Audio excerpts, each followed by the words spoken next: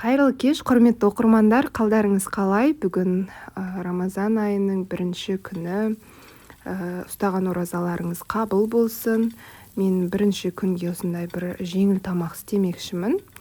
Бефстрогон істеген, білесіздер барлықтарыңыз. Мен бефстрогонға осылай ең бірінші шампиньоны қосып қуырғанды жөн көрдім. Егер де сіздерде болмаса, бұл нәрсе қоспай қойсаңыздар болады. Егер де қосып жатсаңыздар, кішкене май құйып, қызып тұрған табаға орташа отта кішкене қызарғанша осылай араластырып отырып, қуырып аласыздар. Өте дәмді болып шығатын және де сәтті рецепт бұл. Кез келген адамның қолынан келеді. Сондықтан да мен сіздерге оразаның бірінші күні ұсынып отырмын. Міне жақсылап араластырамыз. Сливочный соуспен жасайтын боламыз бефстрогонды. Қызарып, кішкене қуырылуы керек. Түгелдей қазаннан алып аламыз барлығын.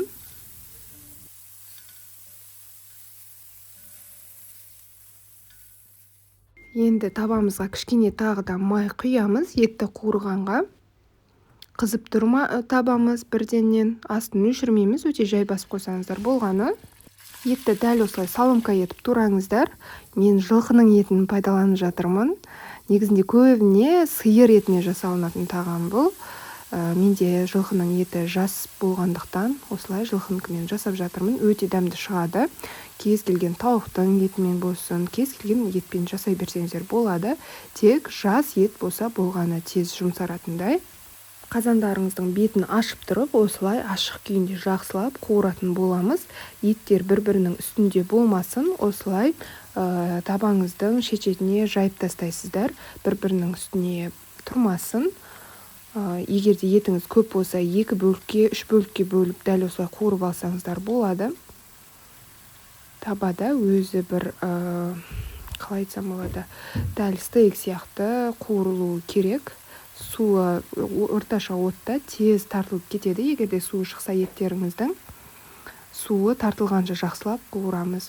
Және де кішкене ет қызаруы тиіс. Міне еттің барлығы жақсы, суы тартылып қуырылды майда.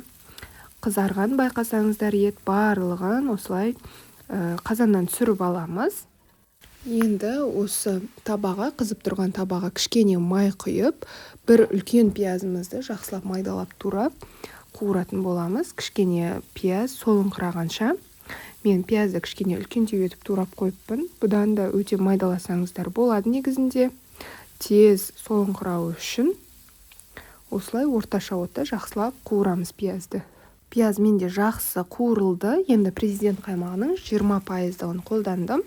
150 грамдай қаймақты салатын боламыз. Сіздерде сливки болса, сливки қоссаңыздар да болады. 22%-дық мен қаймақ қостым. Қаймақты салғаннан кейін бірденнен бөлме температурасындағы суды құямыз бетіне, жақсылап араластыратын боламыз. Сливочный соусымыз дайын. Енді жаңа қуырылып қойған шампиньоныды және де етімізді бірденен барлығын саламыз. Осы кезде 2 ас қасық ұн салып жіберіңіздер. Менде видеоға түспей қалыпты. Сондықтан да 2 тола қасық, ас қасық ұнды салып жақсылап араластырып жіберіңіздер. Менде видеода түспей қалған екен, кешірім сұраймын. Ұн міндетті түрде кішкене қоюланып, өте әдем болуы үшін, кішкене байқасаңыздар мына кезде сұйықтау болып тұр. Мен осыдан кейін қостым. Енді жай отта бетін жауып 20 минут бұқтырып қоямыз. Тамақ дайын болды. Иісі деген керемет болып тұр. Бір сүтті иіс шығады. Негізінде қуырып жатқан кезде томат қосып жіберсеңіздер де болады негізінде. Мен томат қоспадым. Таза сливочный болған қаладым.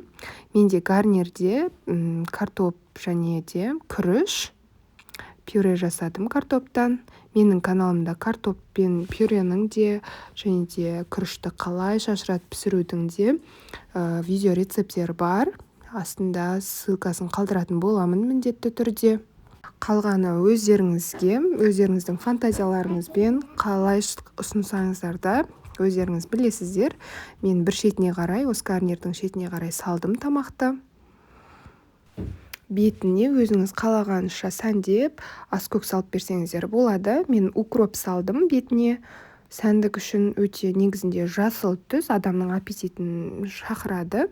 Өте әдемі көрінеді. Міндетті түрде осылай жасап көріңіздер. Өте жеңіл және де асқазанға ауыр емес. Және де өте дәмді болады. Негізінде сливочный соуспен жемеймін деген адамның өзі бұл тамақты жейтін болады. Егер де менің видео рецептім ұнаса, міндетті түрде өз пікіріңізді қалдырып, лайк басып кетіңіз.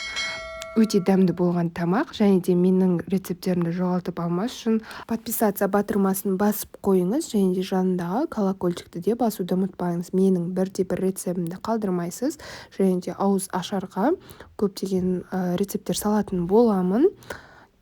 Егер де менің рецептіммен жасап жатсаңыз, Instagram парақшамда да бөлісуді ұмытпаңыз. Сау болыңыз.